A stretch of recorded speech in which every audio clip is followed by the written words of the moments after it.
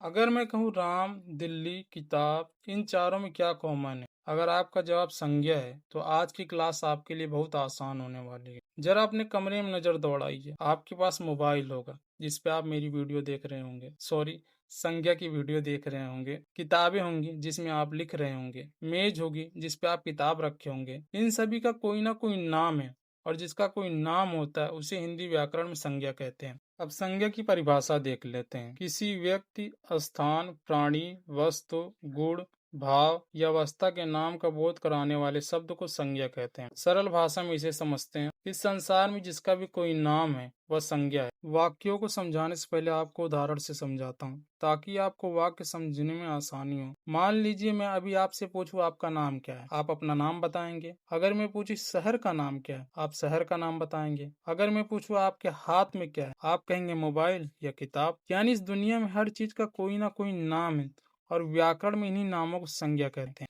अब सरल वाक्यों से समझते हैं। नंबर 1, आयुष पढ़ रहा है। नंबर 2, वह पुस्तक पढ़ रहा है। नंबर 3, ईमानदारी एक अच्छी आदत है। समझिए, पहले वाक्य में आयुष एक व्यक्ति का नाम है, दूसरे वाक्य में पुस्तक एक वस्तु का नाम है, तीसरे वाक्य में ईमानदारी एक गुण का नाम है। व्याकरण की भाषा में ऐसे नामों को संज्ञा कहा जाता है। तक हमने समझा कि जिसका कोई नाम होता है वह संज्ञा कहलाती है। लेकिन संज्ञा के कुछ प्रमुख रूप भी होते हैं जो हमें चीजों को समझने में मदद करते हैं। नंबर 1, प्राणीवाचक संज्ञा।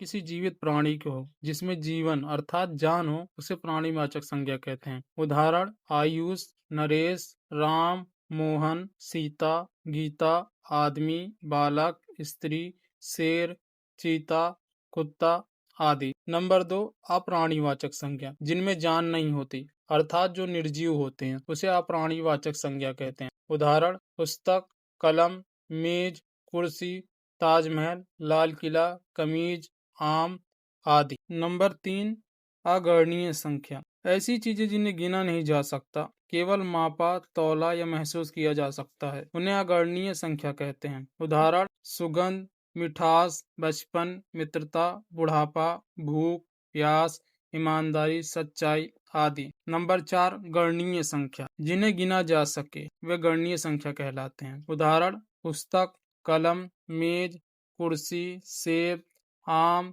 छात्र, गाय, घर आदि। नंबर 5, स्थानवाचक संज्ञा। जो किसी स्थान का नाम बताए। उदाहरण, दिल्ली, मुंबई, कोलकाता, चेन्नई, आगरा, लखनऊ, भारत, विद्यालय, गांव, शहर, नदी, पर्वत, जंगल आदि। आधुनिक हिंदी व्याकरण के अनुसार संज्ञा के मुख्य रूप से 3 भेद माने जाते हैं। उनके अनुसार समुदायवाचक और द्रव्यवाचक संज्ञा जातिवाचक संज्ञा में शामिल है। परंतु प्राचीन हिंदी व्याकरण के अनुसार संज्ञा के 5 भेद हैं। नंबर 1, व्यक्तिवाचक संज्ञा। नंबर 2, जातिवाचक संज्ञा। नंबर 3, भाववाचक संज्ञा। नंबर 4, समुदायवाचक संज्ञा। नंबर 5, द्रव्यवाचक संज्ञा। नंबर 1, व्यक्तिवाचक संज्ञा। अब इसे पहचाने कैसे? जब किसी एक विशेष शब्द पर ध्यान दीजिए, विशेष व्यक्ति, विशेष स्थान, विशेष वस्तु का नाम लिया जाता है तो उसे व्यक्तिवाचक संज्ञा कहते हैं। अब परिभाषा देख लेते हैं। किसी विशेष व्यक्ति, वस्तु, स्थान का बोध कराने वाले संज्ञा शब्द को व्यक्तिवाचक संज्ञा के नाम से जाने जाते हैं। जैसे भारत, राम, रामचरितमानस, गंगा, प्रयागराज, कुतुब मीनार आदि। नंबर 2, जातिवाचक संज्ञा। अब इसकी पहचान कैसे करें? यदि हम राम न कहकर केवल लड़का कहें तो वह किसी एक लड़के का नहीं बल्कि सभी लड़कों का बोध कराता है। यह पूरी जाति का नाम है। अब परिभाषा देख लेते हैं। जिन संज्ञा शब्दों से एक ही प्रकार के या एक जैसे समस्त प्राणियों, व्यक्तियों, स्थानों या वस्तुओं का परिचय मिलता है उन्हें जातिवाचक संज्ञा कहते हैं। सरल भाषा में इसे कैसे पहचान सकते हैं? एक तो दृश्य हो, मतलब दिखाई दे। प्लस बहुवचन हो, प्लस जिसके जैसे और हो, जैसे लड़का है तो लड़कों के जैसे बहुत सारे होते हैं। गाय, पशु, राज्यपाल, कवि, पुस्तक, सभा, मनुष्य, शहर, शिक्षक, मजदूर, जुल्हा आदि। नोट कर लीजिए, प्राकृतिक आपदा को भी जातिवाचक में रखा जाएगा, जैसे भूकंप, तूफान, बाढ़, लहर आदि।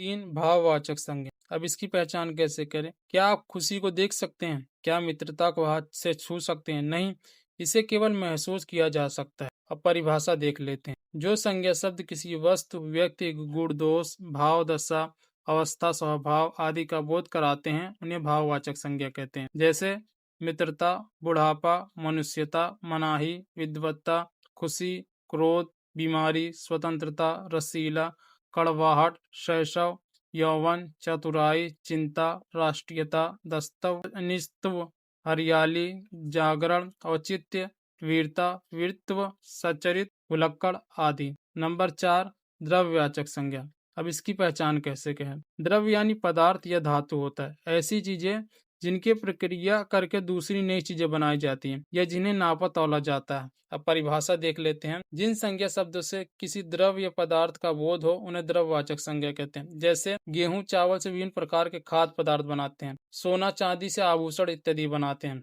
दूध से दही, पनीर, मिठाई आदि बनाए जाते हैं, चमड़े से बैग बनाए जाते हैं, पीतल, तांबा, लोहा आदि से विभिन्न प्रकार के सामान बनाए जाते हैं, मिट्टी, लकड़ी, तेल, तेजाब, पेट्रोल, कोयला भी द्रव्य है। नियम: सभी द्रव्य संज्ञा शब्दों का प्रयोग एक वचन में ही किया जाता है क्योंकि ये द्रव्य गणनीय नहीं होते। नंबर 5, समूहवाचक संज्ञा। अब इसकी पहचान कैसे करें? अगर मैं कहूँ एक छात्र तो एक व्यक्ति की बात है, लेकिन अगर मैं कहूँ कक्षा तो उसमें बहुत सारे छात्र शामिल होते हैं, यह पूरे ग्रुप का नाम है। अब परिभाषा देख लेते हैं। किसी समूह का बोध कराने वाली संज्ञा को समूहवाचक संज्ञा कहते हैं। जैसे पुलिस, सेना, भीड़, कक्षा, सभा आदि। इसकी विशेषता क्या है?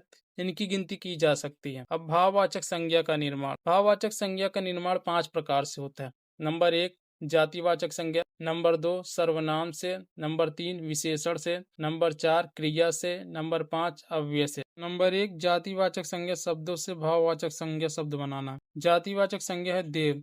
देव से भाववाचक संज्ञा देवत्व बनता है। अभिनेता से अभिनय भाववाचक संज्ञा बनता है। शिशु से भाववाचक संज्ञा शैशव बनेगा। मूर्ख से भाववाचक संज्ञा मूर्खता बनेगा। व्यक्ति से भाववाचक संज्ञा व्यक्तित्व बनेगा। नारी से भाववाचक संज्ञा नारीत्व बनेगा। पशु से भाववाचक संज्ञा पशुता बनेगा। पंडित से भाववाचक संज्ञा पंडित्य बनेगा। बच्चा से भाववाचक संज्ञा बचपन बनेगा। स्त्री से भाववाचक संज्ञा स्त्रीत्व बनेगा। सज्जन से भाववाचक संज्ञा सज्जनता बनेगा। कवि से भाववाचक संज्ञा कवित्व बनेगा। अब नंबर 2, सर्वनाम से भाववाचक संज्ञा शब्द बनाना। सर्वनाम में आता है मैं, तुम, हम, यह, वह, ये, वे आदि। अब सर्वनाम अपना से भाववाचक संज्ञा अपनापन बनेगा। सर्व से भाववाचक संज्ञा सर्वस्व बनेगा। निज से भाववाचक संज्ञा निजता बनेगा। नंबर 3, विशेषण से भाववाचक संज्ञा शब्द बनाना। विशेषण मतलब जो संज्ञा की विशेषता बताए। संज्ञा मतलब नाम होता है। विशेषण आलसी से भाववाचक संज्ञा आलस्य बनेगा। उज्ज्वल से भाववाचक संज्ञा उज्ज्वलता बनेगा। भूख से भाववाचक संज्ञा भूख बनेगा।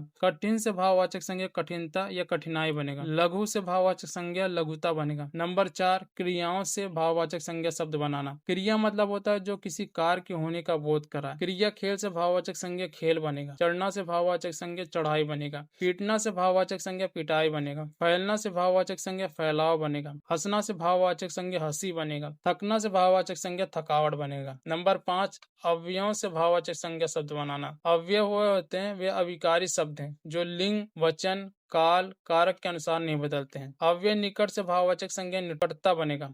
मना से भाववाचक संज्ञा मनाही बनेगा। समीप से भाववाचक संज्ञा समीप्य बनेगा। हाहा से भाववाचक संज्ञा हाहाकार बनेगा।